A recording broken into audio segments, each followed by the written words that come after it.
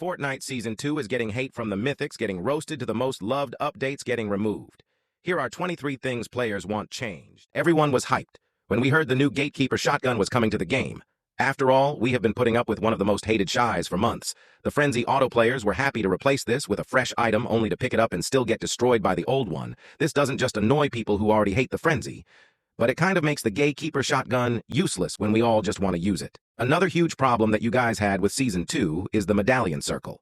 Usually when you're hunting someone down, you can just follow the simple orange circle on the minimap, except the Mount Dopus. Biome is basically the same color, so when you have an area like this, most of us would never find the medallion owner. Look at this, it's right here. It's basically impossible to spot. Players are really confused, though, when they spotted Curus Glider in the Battle Pass. I mean, who doesn't want to fly down to the island riding a motorcycle from the underworld? It is insanely cool, only for us to grind the tear, unlock the glider, and hang from the bottom. Okay, I know Fortnite has never let us actually ride by gliders before, but they could have at least made a surf on top. What was the thinking? Useless. Season 2 is also becoming infamous for the crazy amount of mythics going on right now with all these godly abilities. It's becoming a little unbalanced. Fans are pointing out how lightning strikes and die bombs can straight up hit you through builds. You can be boxed up only to get destroyed with no way to defend yourself now. Luckily, Epic's nerf lightning now, but this clip went viral for how chaotic Fortnite was. Even KSI was weighing in despite the season being incredible. It was not off to the best start. In fact, it had one of the most disastrous launches Fortnite has ever seen. Epic took the servers down as usual, and we waited for everything to go. Live hours passed, and it was starting to get concerning. Usually, we were already jumping in-game by now, and that's when Epic announced a small delay to get the season up. Annoying, but nothing too serious until we waited and learned. We had to sit for another 8 hours. It wasn't even the final delay, but now you can see why it was a total disaster. People took the day off work or got home from school only for Fortnite to be down almost all day. It sucked.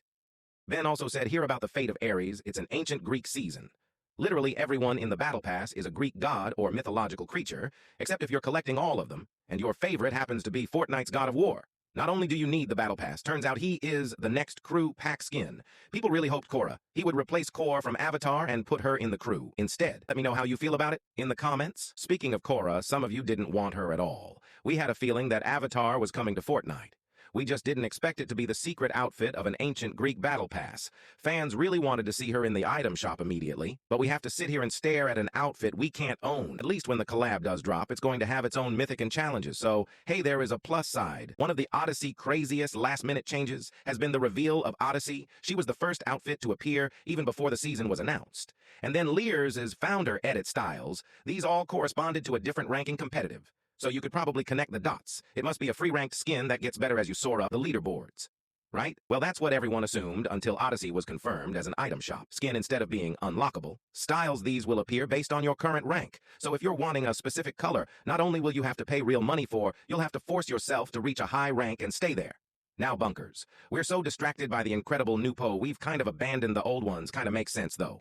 What would you rather pick, a beautiful city in the clouds with tons of loot or a scary abandoned hotel in the snowy mountains? Yeah, it seems like an obvious choice. It's mostly because all of the Season 1 poise have been stripped for parts, with the vaults left empty, the bosses annihilated, and guards going home. There's basically nothing here. Now it's just decoration, which is a little sad in my opinion. While those vaults are empty, we have new ways to loot up called bunkers. I have to admit these are straight up awesome. I kind of love them. But some fans have ideas to make it even better. Sadly, they take way too long to open, and most of the time you'll get to a bunker with a full loadout, and nothing is really worth swapping for Family Guy either. That, or 80% of the bunkers are in the storm by the time they open up, leaving them impossible to reach. It would be nice if Epic reduced the wait time on these. What we expected this removal to happen. It doesn't make it hurt any less with a new battle pass. The last outfits have gone out of rotation, including Peter Griffin. Yeah? The Family Guy set is permanently gone. You won't be able to buy Peter ever again, and fans are constantly reminded about it with Fountain Statue and Flag still on the map. They're just rubbing it in. At this point, players are mostly disappointed that we never got Lois or Stewie in the game, with Part 2 giving fans the giant chicken instead. Maybe Battle Pass another time, and you won't even notice one of the most disliked decisions until it's too late. Fortnite always advertises their Battle Pass. It's spend $9.50, get up to $1,500 back. And in the past, this has always been pretty simple to achieve. They just finish all 100 tiers, and you made a profit insane bank for your buck. Except in Chapter 5, Fortnite has quietly increased the grind. In order to get all the V-Bucks, you'll now need to complete the bonus rewards. This was the case last season, too, and people were not happy about it. You had to reach level 140 to get them all, and despite the backlash, they brought it to Season 2 as well. Now Artemis noticed that a lot of Fortnite players have been frustrated, and it turns out it's their own fault. When this season's trailer drops, you could spot Artemis looking down a sniper scope. It was so fast that most people didn't see what happened, but if you zoomed into the scope's reflection, you can make out a character wearing a red shirt and blue pants immediately. A lot of people were convinced this was Luffy from One Piece. The community went wild for this. Turns out a few pixels. All they needed to be convinced, and that's when I dropped a full version of Artemis's journey. Disappointing everyone.